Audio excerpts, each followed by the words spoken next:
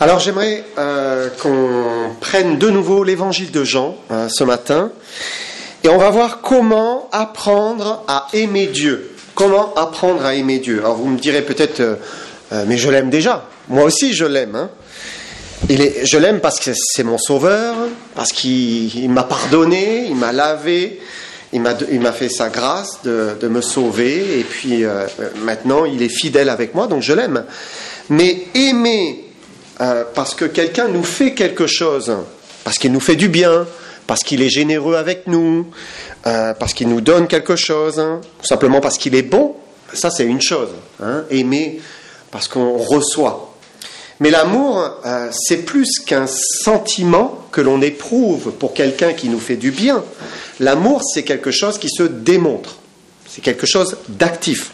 Et dire « je t'aime », c'est facile. Mais je t'aime, c'est quelque chose qui se démontre. Il faut que ça se démontre. Et aimer Dieu, doit se voir aussi d'une manière concrète. Si j'aime Dieu, il y a quelque chose qui va se voir. Et Jésus nous dit comment nous pouvons aimer Dieu d'une manière concrète. On va prendre Jean 14 et on va lire les versets 15 à 31. Jean 14, verset 15 d'abord. Jésus dit « Si vous m'aimez, gardez mes commandements. » Je pourrais m'arrêter là. Si vous m'aimez, gardez mes commandements. C'est simple, c'est résumé, mais ça ne suffit pas en fait. Jésus va le répéter. Vous allez voir, on va continuer la lecture, verset 16. « Et moi, je prierai le Père, et il vous donnera un autre consolateur, afin qu'il demeure éternellement avec vous. L'Esprit de vérité, que le monde ne peut recevoir, parce qu'il ne le voit point et ne le connaît point. Mais vous, vous le connaissez, car il demeure avec vous, et il sera en vous. Je ne vous laisserai pas orphelin, je viendrai à vous. Encore un peu de temps, et le monde ne me verra plus. Mais vous, vous me verrez, car je vis, et vous vivrez aussi. En ce jour-là, vous connaîtrez que je suis en mon Père, que vous êtes en moi, et que je suis en vous. Celui qui a mes commandements et qui les garde, c'est celui qui m'aime. Et celui qui m'aime sera aimé de mon Père. Je l'aimerai, et je me ferai connaître à lui. Jude, non pas l'Iscario, lui dit « Seigneur, d'où vient que tu te feras connaître à nous et non au monde ?» Jésus lui répondit « Si quelqu'un m'aime, il gardera ma parole, et mon Père l'aimera. Nous viendrons à lui, et nous ferons notre demeure chez lui. Celui qui ne m'aime pas ne garde point mes paroles. Et la parole que vous entendez n'est pas de moi, mais du Père qui m'a envoyé. Je vous ai dit ces choses pendant que je demeure avec vous.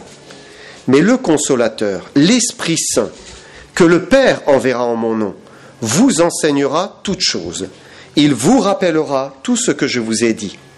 Je vous laisse la paix, je vous donne ma paix, je ne vous donne pas comme le monde donne. Que votre cœur ne se trouble point et ne s'alarme point. Vous avez entendu que je vous ai dit, je m'en vais et je reviens vers vous. Si vous m'aimiez, vous vous réjouiriez de ce que je vais au Père, car le Père est plus grand que moi. Et maintenant, je vous ai dit ces choses avant qu'elles arrivent, afin que lorsqu'elles arriveront, vous croyiez. Je ne parlerai plus guère avec vous, car le prince du monde vient, il n'a rien en moi. Mais afin que le monde sache que j'aime le Père et que j'agis selon l'ordre que le Père m'a donné, levez-vous, partons d'ici.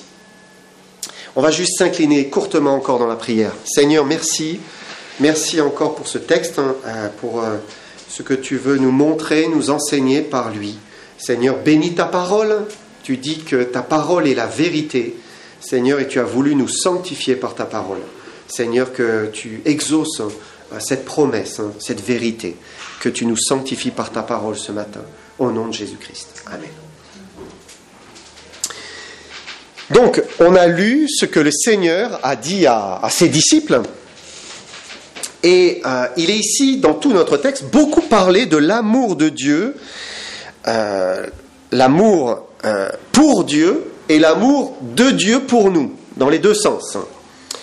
Parce que nous sommes ses enfants, il est notre Père, alors il y a une relation d'amour entre nous, lui et nous. Et comme je vous disais, l'amour, c'est pas qu'un sentiment, l'amour, c'est quelque chose de pratique, c'est quelque chose qui va se démontrer. Et Jésus dit, on l'a lu au verset 15, il dit, si vous m'aimez, gardez mes commandements. Puis il le répète au verset 21, celui qui a mes commandements et qui les garde, c'est celui qui m'aime. Et comme ça ne suffisait pas encore, il le répète encore une fois. Regardez, verset 23, si quelqu'un m'aime, il gardera ma parole. Vous savez, parfois, on redit une chose à un enfant. On lui redit encore et encore. Pour le peu que l'enfant est ado, il dit, bon, c'est bon, tu me l'as déjà dit, papa, tu me l'as déjà dit, maman. Et peut-être les disciples auraient aussi pu dire ça à Jésus, hein, mais Seigneur, sans vouloir t'offenser, tu nous l'as déjà dit. Ça fait la 3e fois. Hein. Et c'est bon, vous savez, la répétition, c'est nécessaire. Le Seigneur nous montre que c'est salutaire. On a besoin de réentendre et de réentendre les mêmes vérités parce que ça nous pénètre. Hein. C'est ce qui est bon, c'est ce qui est vrai, c'est ce qui est sage et c'est ce qui est nécessaire à notre vie. Et là, dans ce texte, on peut mesurer combien les saintes écritures, hein, le livre, la parole de Dieu, tout ce qu'elle renferme, sont importantes pour Dieu. Très importantes. Il nous dit ici qu'il veut explicitement que la parole de Dieu soit présente dans notre cœur, dans notre pensée, dans notre vie.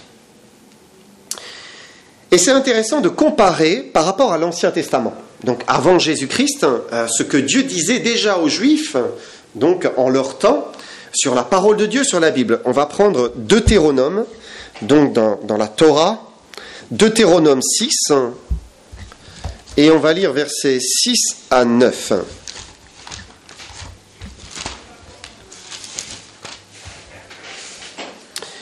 Deutéronome 6, verset 6, il dit « Et ces commandements que je te donne aujourd'hui seront dans ton cœur. Tu les inculqueras à tes enfants. Tu en parleras quand tu seras dans ta maison, quand tu iras en voyage, quand tu te coucheras, quand tu te lèveras. Tu les liras comme un signe sur tes mains. Ils seront comme des frontaux entre tes yeux. Tu les écriras sur les poteaux de ta maison et sur tes portes. » Alors ici, c'est quoi ? C'est le commandement de garder les commandements. En fait, c'est ça. Dieu ordonne, il commande de garder ses commandements. C'était une loi divine. Hein, et c'est pour cela que les Juifs se mettent les phylactères, ou appelés aussi téphilines, vous savez, ces petites boîtes. Hein, et à l'intérieur, eh bien, il y a des versets de la parole de Dieu. Et alors, eh bien, ils mettent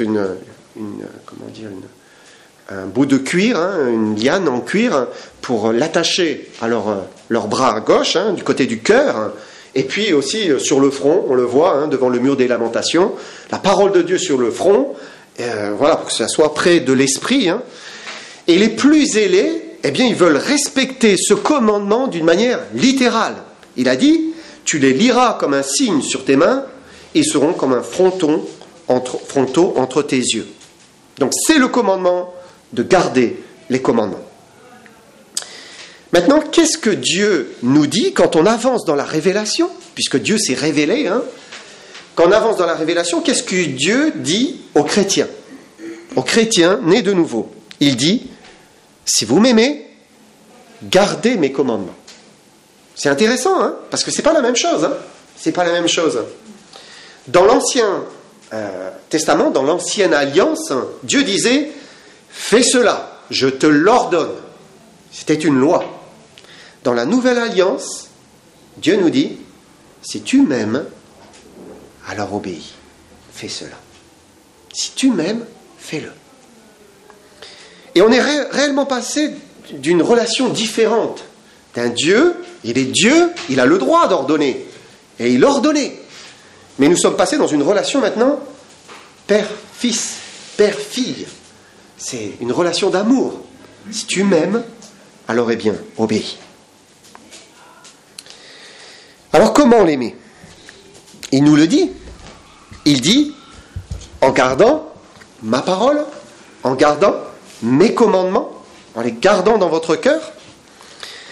Et on pourrait citer la parole de Dieu, tout simplement. Des commandements, eh bien, il y en a plein. Fais ceci, fais cela, ne fais pas ceci, et fais cette autre chose.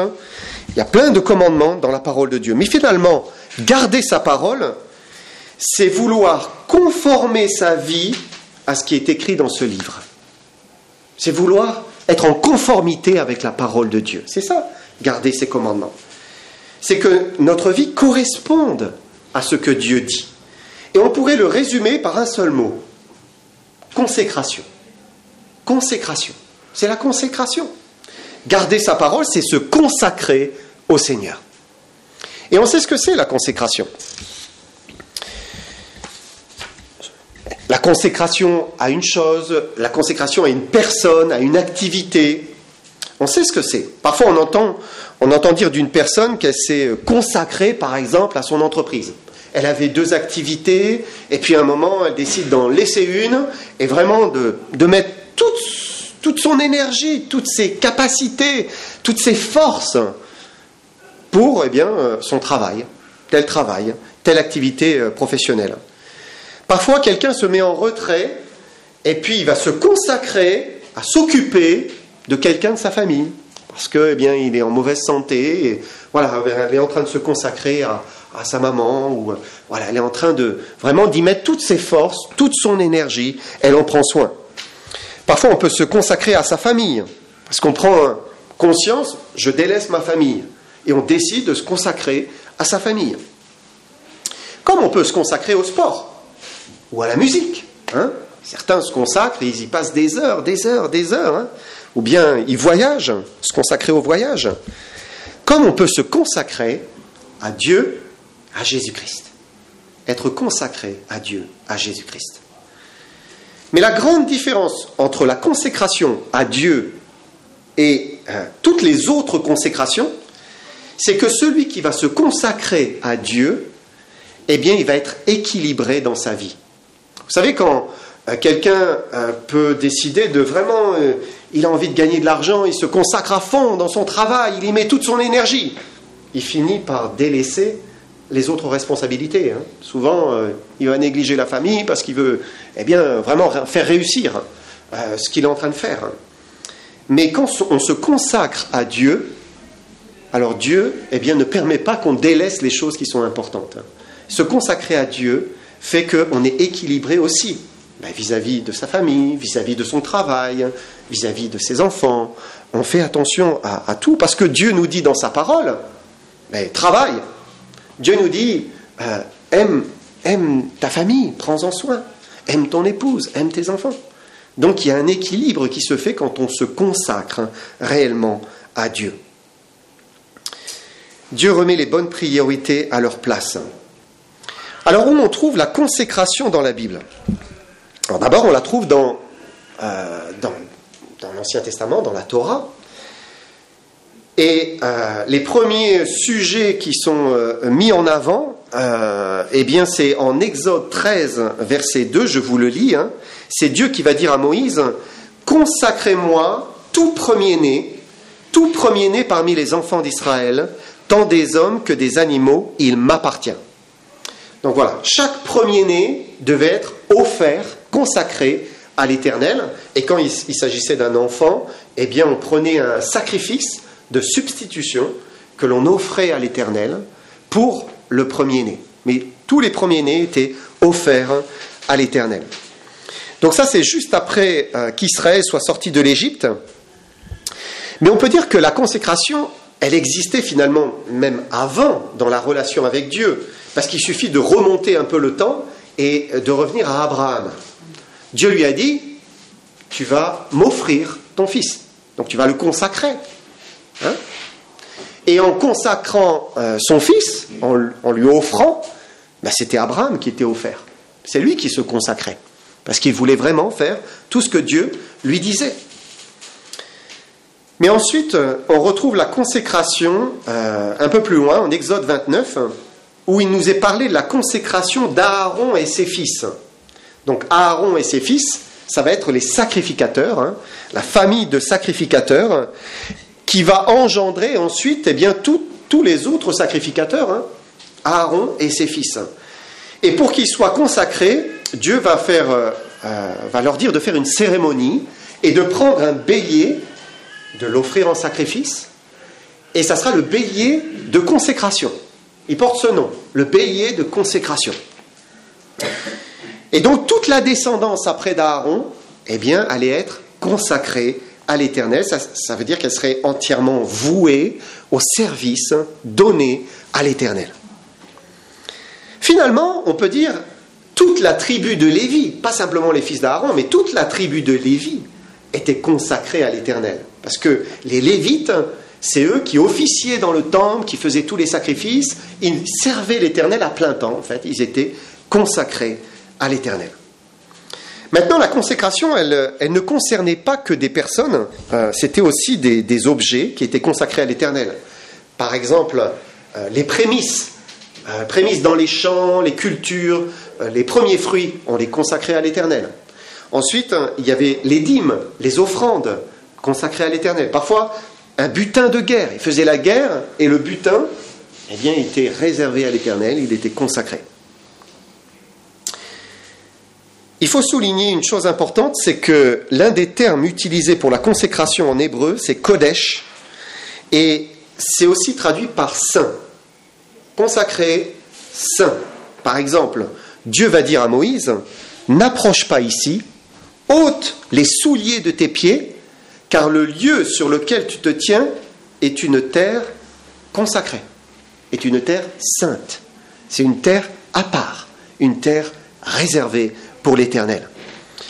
Donc, si on devait donner une définition de la consécration, on pourrait dire la consécration, c'est donc un objet ou une personne qui est mise à part, qui est sainte, séparée pour l'Éternel.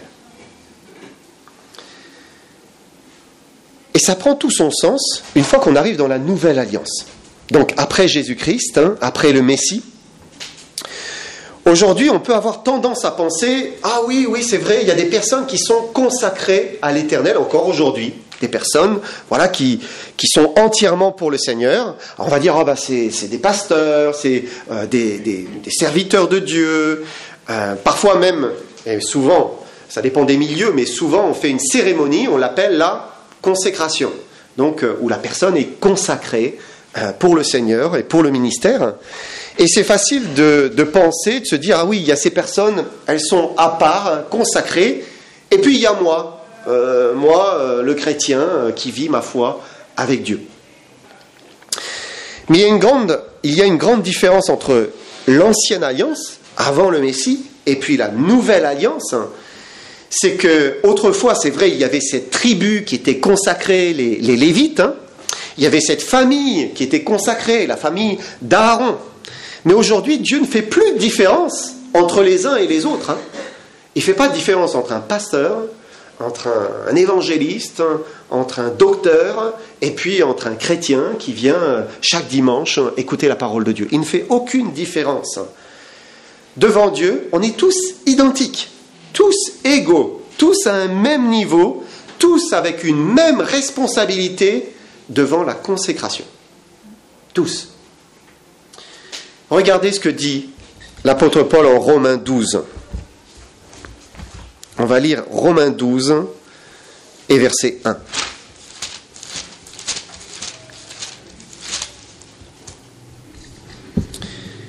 Il dit « Je vous exhorte donc, frères, par les compassions de Dieu, à offrir vos corps comme un sacrifice vivant, saint, agréable à Dieu, ce qui sera de votre part un culte raisonnable. » En fait, Dieu nous demande ici d'être nous-mêmes le sacrifice de consécration, d'être le sacrifice vivant, saint, donc consacré, mis à part, offert pour Dieu, et il dit, ce sera de votre part un culte raisonnable.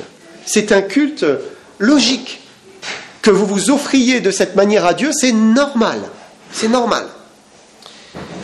Et Dieu a sauvé chacun d'entre nous pour que nous soyons chacun à part pour lui, consacrés pour lui. Et donc la consécration, ce n'est pas quelque chose d'exceptionnel qui est réservé à une personne sur 100. C'est pour tout le monde. Tout le monde devrait être consacré à l'Éternel. C'est un appel que Dieu fait à tous. On va prendre un autre verset, c'est Pierre qui dit ça, en 1 Pierre, chapitre 2, verset 9.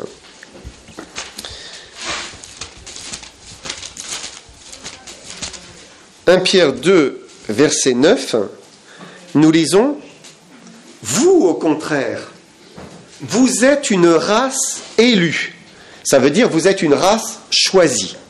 C'est ça, l'élection c'est un choix. Vous êtes une race choisie. Vous êtes un sacerdoce royal. Alors, un autre traducteur l'a traduit par une sacrificature royale. Donc vous êtes des sacrificateurs du roi. Vous êtes des sacrificateurs. Vous êtes une nation sainte, ça veut dire à part pour lui. Vous êtes un peuple acquis. Tout à l'heure on a lu, il a payé la rançon. Il nous a acquis, il nous a achetés. Pour qui ? Pour lui, pour Dieu. Afin que vous annonciez les vertus de celui qui vous a appelé des ténèbres à son admirable lumière. Et donc, nous sommes tous des sacrificateurs.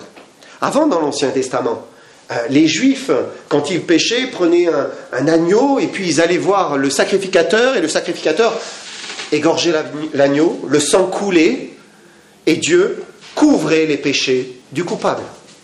Il fallait aller voir le sacrificateur. Mais aujourd'hui, nous sommes tous sacrificateurs. Tous, ça veut dire que dès que nous péchons, eh bien nous n'avons qu'à aller vers Dieu et dire « Pardon, pardon, j'ai péché. Pardon, pardonne-moi. Pardonne-moi, je crois au sang de Jésus-Christ, l'agneau de Dieu qui a coulé pour moi. » Et alors, eh bien, nous sommes pardonnés. Pas besoin d'un autre intermédiaire. Nous allons directement vers Dieu par Jésus-Christ. Et vous savez, si on veut faire un parallèle entre l'Église et le peuple d'Israël, alors, eh bien, parmi toutes les tribus, c'est la tribu de Lévi qui nous ressemble, en fait. La tribu des sacrificateurs. C'est elle qui nous ressemble.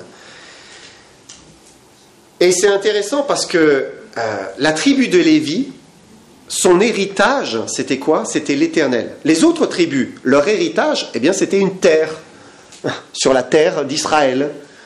Mais la tribu de Lévi, Dieu dit, ton héritage, c'est moi. Et notre héritage, c'est Dieu. Nous sommes des étrangers, des voyageurs. Notre héritage, eh bien, c'est d'être avec lui au ciel pour l'éternité. Et donc, voilà, l'image est belle, et nous sommes comme cette tribu de Lévi. Nous sommes tous prêtres pour offrir des sacrifices, des offrandes, des louanges à notre Dieu. Et donc, l'Église, elle est sainte, elle est mise à part, elle est consacrée au Seigneur. Maintenant, qu'en est-il pour moi personnellement ? Qu'en est-il pour chacun personnellement ? Est-ce que l'on est chacun consacré au Seigneur dans la réalité, Et je sais, c'est évident, que certains n'ont certainement pas très envie d'être consacrés vraiment au Seigneur. En tout cas, pas aujourd'hui. Il y a de la résistance.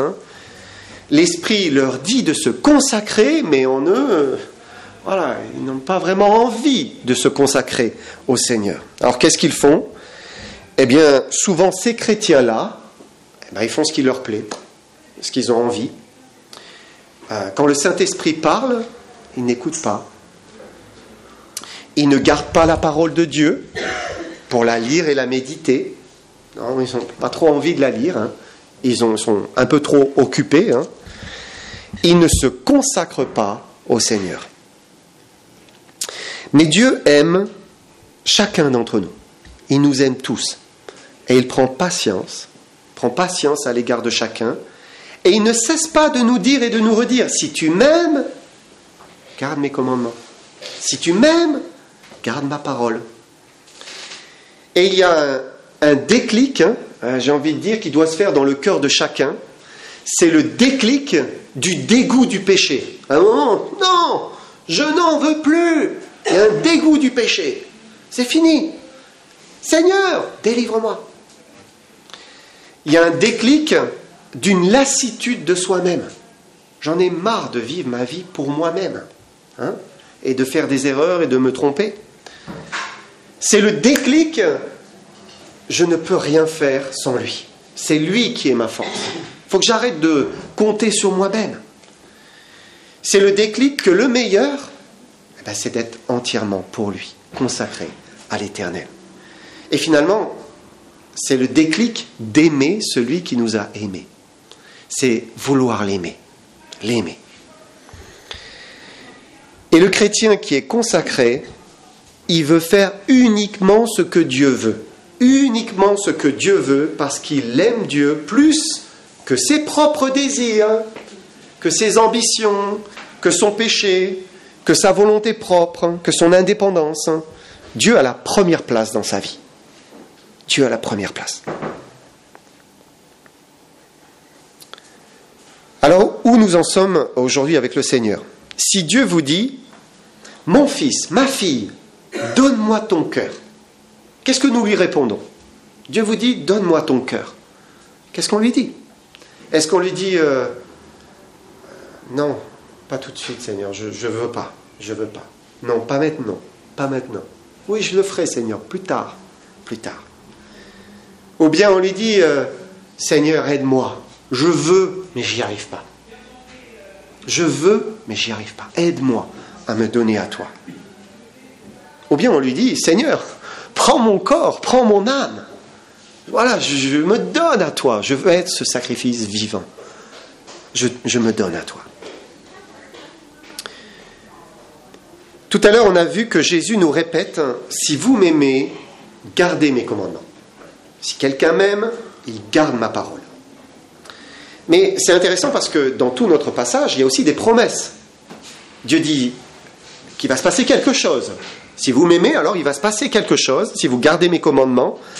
Et quelles sont ces promesses ? D'abord, on ne va pas les relire, mais versets 16 à 18, il dit qu'il nous donnera le consolateur, il va nous remplir de son esprit, de l'esprit de Dieu. Versets 19 et 20, il dit qu'en recevant son esprit, ce sera le Père et le Fils qui habiteront en nous. Et il dit aussi, et c'est cela que j'aimerais souligner, que celui qui fait cela, il sera couvert de l'amour du Père et du Fils. Regardez, verset 21, on le relit. Celui qui a mes commandements et qui les garde, c'est celui qui m'aime. Et celui qui m'aime sera aimé de mon Père. Je l'aimerai et je me ferai connaître à lui. C'est beau ce verset, hein ? Alors bien sûr, Dieu nous aime, puisqu'il a donné Jésus-Christ, le Messie, pour nous sauver. Mais c'est comme s'il y a quelque chose que Dieu ajoute à l'amour inconditionnel que le Père a pour nous. Il ajoute comme quelque chose, comme, j'ai envie de dire, un amour particulier, un amour supplémentaire, si c'est possible, hein, l'amour d'un père qui est fier de son fils ou de sa fille. L'amour d'un père qui est fier de l'obéissance de son fils ou de sa fille. Sans aucun doute, Dieu aime le monde. Il aime le monde entier. La parole de Dieu le dit. Tout à l'heure, vous aviez ce verset de Jean 3,16 où il est dit « Car Dieu a tant aimé le monde.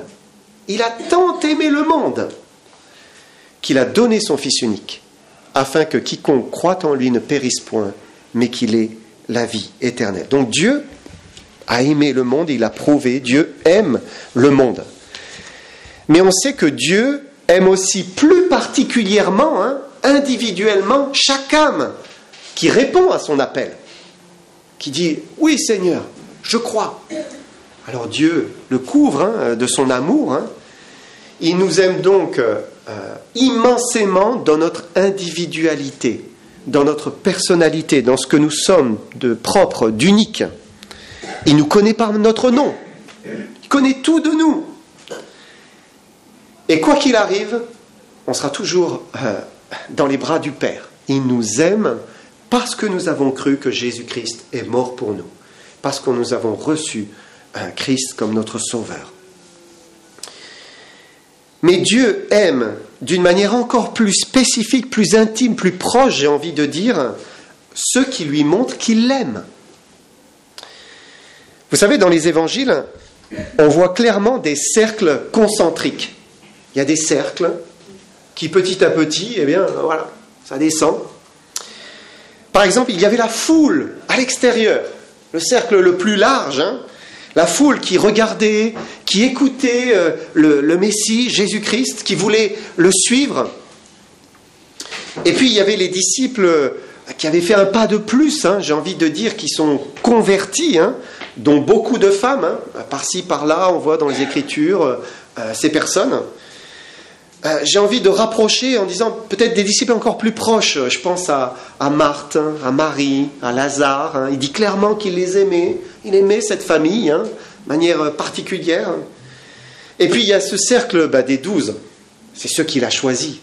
C'est ses apôtres, hein, ses plus proches disciples. C'est un peu le cercle intime avec qui il passe du temps, il parle, il enseigne énormément. Et puis parmi les apôtres, il y a comme un petit cercle encore, hein, particulier. Vous savez, c'est Pierre, Jacques et Jean.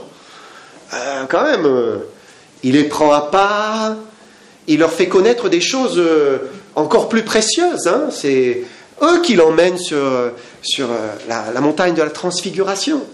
C'est à eux qu'il dit « Venez avec moi à Gethsémane ». Et il leur dit « Veillez avec moi ». Il les prend avec lui dans ses souffrances. Hein. Il les aime. Et c'est curieux parce qu'on a presque envie de dire que est-ce qu'il n'y avait pas quelque chose là, Jean, ce plus jeune disciple, un adolescent qui posait la tête sur son sein, qui était vraiment proche, hein, un disciple proche de notre Seigneur. Et Dieu ne fait pas de favoritisme. Il le dit, il est clair, Dieu ne fait pas de favoritisme. Mais ça n'empêche pas d'aimer et de manifester encore davantage son amour à ceux qui l'aiment. Si on l'aime, il nous aime. Il nous aimera toujours. Il nous aime même quand nous tombons. Puisqu'il nous a aimés alors que nous étions très loin, dans la boue du péché. Nous le haïssions parfois, nous le rejetions, nous le blasphémions. Il nous a aimés. Alors bien, maintenant que nous sommes à lui, il nous aime, c'est sûr. Mais si nous l'aimons, alors il nous aime encore plus. Il nous aime.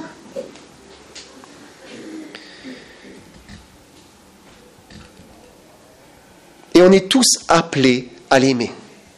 Dans l'éternité, qu'est-ce que nous ferons ? Nous l'aimerons. Nous l'aimerons, nous l'aimerons, nous l'aimerons sans fin. Nous l'aimerons sans mesure. Hein ? Et il nous dit maintenant, commencez. Premier commandement, tu aimeras le Seigneur ton Dieu de tout ton cœur, de toute ton âme, de toute ta force, de toute ta pensée. C'est la consécration, ça. Tu seras consacré à moi, à m'aimer. Dieu veut qu'on apprenne à l'aimer maintenant. Comment ? Celui qui a mes commandements, qui les garde, c'est celui qui m'aime. Et celui qui l'aime, alors eh bien Dieu fait quelque chose de spécial pour lui. Regardez encore un autre verset.